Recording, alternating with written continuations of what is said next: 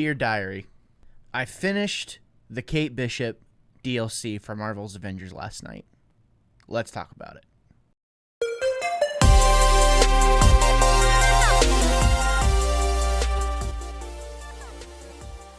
So, I thought things were going good for this DLC. I thought things were going to be, fine for this game, and I was enjoying myself. Up until about the last hour, where it just got bad all of a sudden. Before we get too far into that, if this is your first time here, consider subscribing. I would really appreciate it. And before I get to my pros and cons, let's recap what happened in this, hour or so that I played. AIM is the reason why all these, tachyon outbursts have been happening and, the flow of time has been messed up. We find out that Clint is working with AIM as well as a Monica from the future. But in order to be able to warn Clint, or save Clint, or find out what's going on with Clint, we have to make our own time bridge so that we can go the day before to warn Clint or save Clint before he goes to work with Monica, which at this point we don't know what's going on. So in order to build this time bridge, we need to investigate the AIM base basically and, extract the things that we need, get the information on the time space bridge. Once we know the info that we need about this machine, now we have to build it. We have to power it. Now we have to go find materials to power it. One day was the goal. One day before this happened was the estimated jump that they wanted to make, but they're not sure if it's going to happen. But they end up going 1 hour before instead. Then after some weird details, we find out that Clint went willingly because Nick Fury is in the future with Monica Rappaccini, and he's basically helping her in the future to fight against the end of the world. You find out that the Monicas, the present Monica and the future Monica are swapping these weapons back and forth, or, this information back and forth. The Monica in the past might bring the things, things to the table that would help, save the world. So it's a good thing. Monica's doing something good for the betterment of the world. It's a big, long, drawn-out process the last hour or so. Once we find out that Clint is going to go willingly, we have to time it just right to where he can come back from the past, we'll close the time bridge, and that'll stop the tachyon things from happening. The tachyon outbursts from happening, which you realize, the back and forth between the Monicas is what was causing these, tachyon bursts from showing up in the first place. Once Clint comes back, he lets you know that the end of the world is heavily upon the future because there was a Kree invasion and there's sentries everywhere, destroying the world. And, that's kind of when he lets us in on all the stuff happening with Nick Fury and Monica. So I hope I was able to explain that enough. And then, basically it says to be continued, and, that's going to continue in the Hawkeye DLC. So there you have it. After all of that, I have positive things to say. I do have positive things to say, but I gotta admit, this DLC, I'm just gonna say this right now.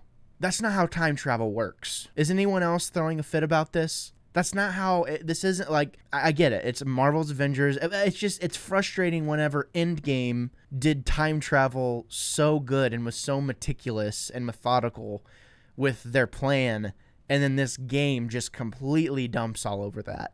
Okay, positives. Let's focus on the positives. Kate has cool abilities. She was fun, very flashy, a lot of fun, diverse, different feeling from the other characters. The story, aside from the details, I was interested up until about the last 45 minutes to an hour. But other than that, that's all the positive things I have to say about this DLC, which is bad. That's bad. I was hopeful, I was enjoying myself, and I even took some time to really think about what I played, but the more I thought about it, the worse it felt, which is never a good sign. That's never a good sign. Am I the only one who's taking crazy pills or feels like they're taking crazy pills here? I got a big old long list of cons. Let's start with some gameplay stuff. A couple of times you're going in, this is supposed to be like a stealth op, and they play into the idea of these missions feeling like stealth ops. These are not stealth ops. You're going to get caught, you're going to have to fight guys. It's going to be, there's going to be all-out brawls.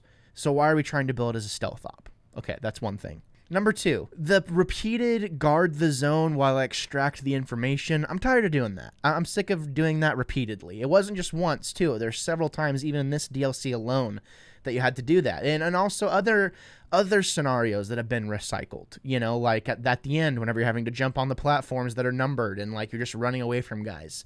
They made you do that 3 times. 3 times. Unneeded, unnecessary, dumb. A third thing, whenever you're going to have me just go mission hopping, mission to mission, don't make me go talk to like 3 or 4 other people just to send me back to the war table and send me on my way to the next mission. What is the point of that? All that does is waste my time.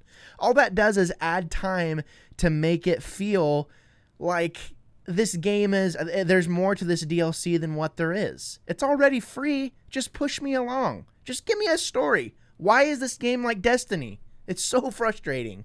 Attempted to be Destiny. Good God. Here's the thing, too, that I noticed even after the main campaign. There's plenty of things to do in this game. There's a lot of things to do in this game, actually. There's a decent amount of content. The problem is that I don't want to do any of the extra stuff. All I care about is moving the story along, because the story has good feeling to it. It has goodness to it, and I enjoy, even whenever the story was bad. Like, I take that back. Whenever the story's bad, it's frustrating. There were moments where I was invested, and when you're invested, I don't want to be stopped by having to do this nonsense. Just move the story along. Focus on that. I understand this is Kate Bishop's DLC, but there was a serious lack of any Avengers type feeling within this DLC. It's pretty much like, all right, Kate, you're on your way. Like, we trust you. Do your thing. And there's not really any interaction from the other Avengers until the very end, which is kind of frustrating. The only enemies you're able to fight are AIM minions, and they're all robots, not to mention the dumb tank fight. That just feels unnecessarily long. I mean, it once was enough. Like, 2 bad tank fights in the main campaign were enough. You're really going to make us do it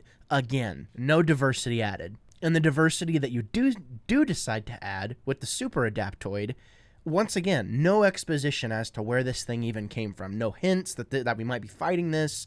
There's nothing. There's no setup for this, like, ultimate adaptoid, which, again, just feel like glorified versions of the Sentinels that we saw in Days of Future Past. I applaud Crystal Dynamics for trying something different. I really do. That's not the issue.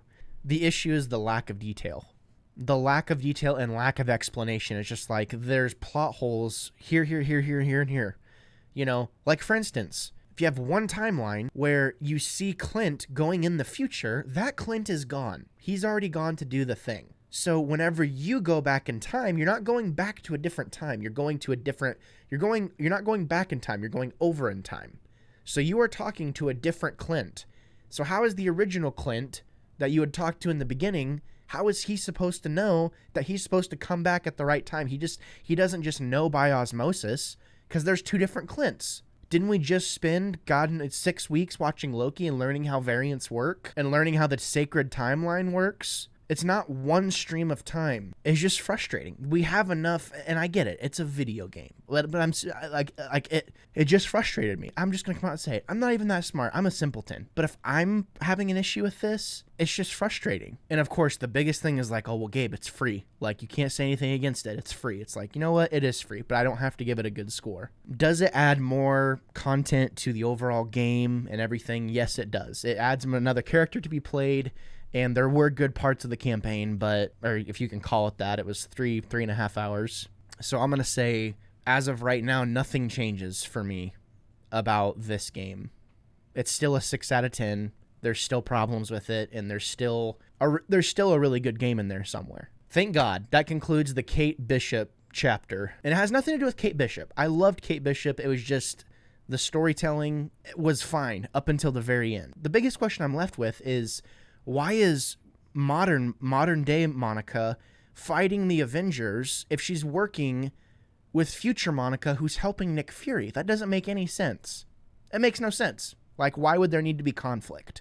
That's enough ranting from me. This video is long enough. I apologize for my ranty behavior. But if you liked this video, definitely make sure you check out. Stay tuned, because I'm going to be covering more of the Avengers, and I'm optimistic. I'm still going to play it. That's always a good sign when you want to come back to a game. And that's why it's frustrating, is that I want to go back to it, and I want this game to be like everything it could be, because I do think there's potential. But until next time, I'm done with my rant. If this is your first time here, thank you for watching. And before I go, check this out. Well, whatever possessed you to check out any of the content that you saw today, I just want to say thank you so much for doing so. If you check the description down below, you'll see that there's a variety of different projects that I'm associated with. This is Wannabe Critic Productions after all. So I just wanted to say, if you enjoyed what you saw today, consider giving some of those other projects a chance as well. There's a lot of stuff that I'm a part of that that I do. If you were here for me or for someone else that you saw today, again, just thank you for checking it out, and I hope to see you again. But until next time, I'm Gabriel Fast, and I'll always be the Wannabe Critic.